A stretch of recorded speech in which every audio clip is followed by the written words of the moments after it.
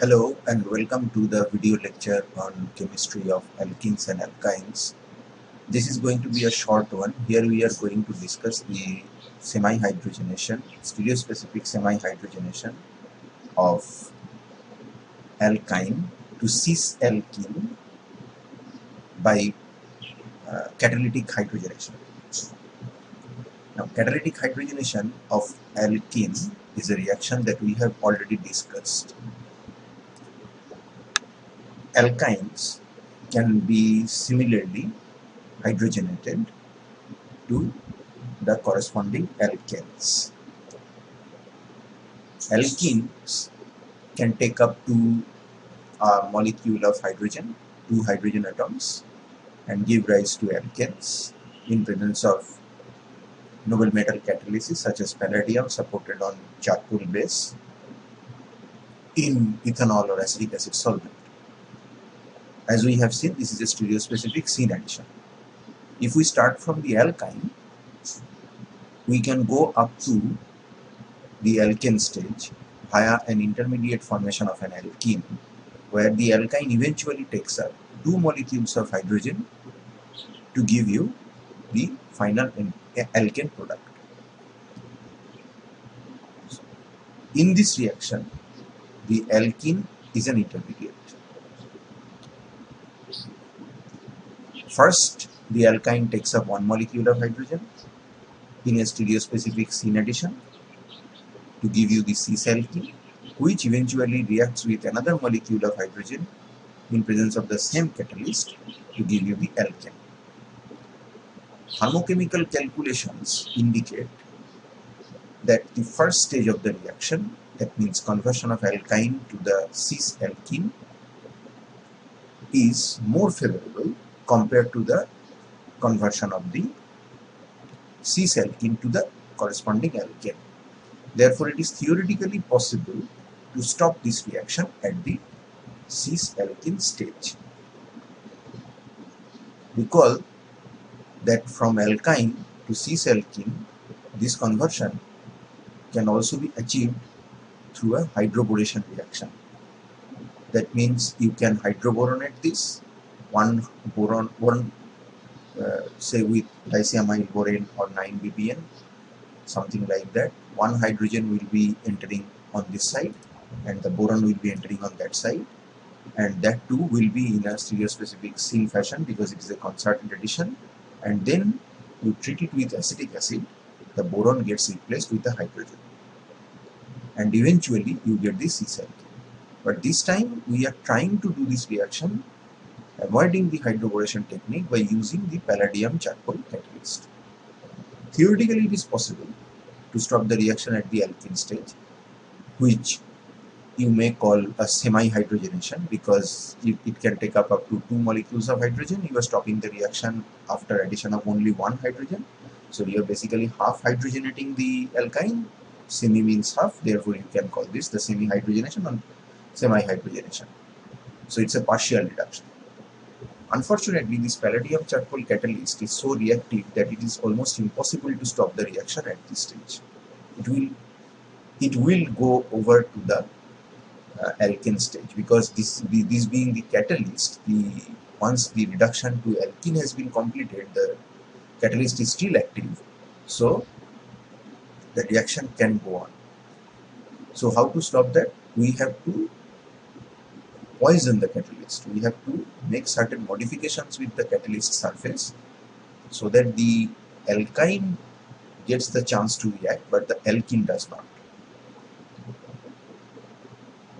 And it also makes sense because of the sp hybridization of the alkyne carbons and sp2 hybridization of the alkene carbons, this being kind of more electrophilic, it has a greater chance of getting absorbed or adsorbed onto the electron-rich metal surface. So if we can somehow reduce the catalyst's efficiency so that it selectively binds the alkyne and does not react or binds the alkene, then our semi-hydrogenation scheme just might work. And such a catalyst has been developed. The most famous of this lot is the Lindlar catalyst, where we have used lead acetate to deactivate the hydrogen absorption sites on the transition metal catalysts, and that is supported on calcium carbonate.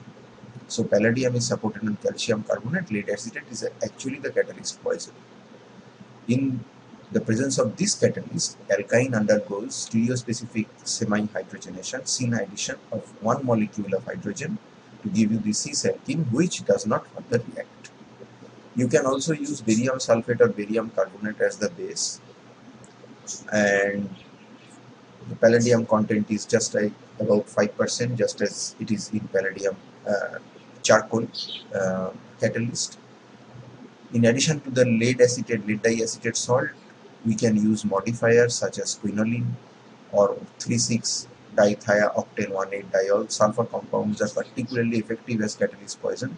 These modifiers tend to enhance the selectivity by preventing the formation of alkanes. All they do is that they make sure that the alkyne gets the chance to react, but the cis-alkene, that is the product of the first stage of the reaction, does not get to adsorb onto the catalyst surface, so that no reaction can take place.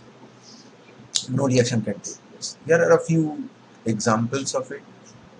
Terminal alkyne being reduced. You definitely have no idea whether this is a syn addition or anti-addition, because already one hydrogen is present here, but in the next 3-4 examples you will get to see that it is actually indeed a syn addition. So you have a triple bond here, and all these molecules have multiple unsaturation sites. So you have a couple of alkenes already present. With hydrogen Linder catalyst poisoned by the quinoline in ethyl acetate, you have the conversion of the alkyne into the cis-alkene, and these two blue hydrogen atoms have been newly added and they are cis to each other. Therefore, it is obviously a stereospecific reaction, because the mechanism dictates that you will get a cis-alkene. You are not going to get a trans-alkene. That is why we call it stereospecific, because there is no stereochemistry possible here. But the most important thing is that the pre-existing double bonds, they remain unreactive. They do not react. Similarly, in this case, you have an enone where you have alpha beta unsaturated carbonyl. With that further conjugated, there is a triple bond, and we also have an ester group here. So we are doing this reaction with Linder catalyst. When we say Linder catalyst, lead diacetate is definitely present, and you can still enhance its selectivity by adding quinoline or this type of thia compounds. So sometimes you will see that hydrogen and Linder catalyst only being present along with the solvent. Sometimes you will see that quinoline is also being present, but lead diacetate is always present. So you have hydrogen Linder catalyst, and see what happens. Carbonyl, ketocarbonyl remains intact. This group has been abbreviated as R for the clarity of presentation, but the R remains intact. That means the CO2Me remains intact. The double bond remains intact. Only chemoselectively you are going to get the reduction of the carbon-carbon triple bond, and that too in a stereospecific manner, that is the cis-alkene is being produced. And the final example, here we have 3 triple bonds not conjugated with one another, getting reduced by hydrogen in presence of Linder catalyst. Modifier quinoline is present, ethanol is also present. All 3 are getting reduced, and all 3 are forming the cis double bonds, so that we may get a compound like that.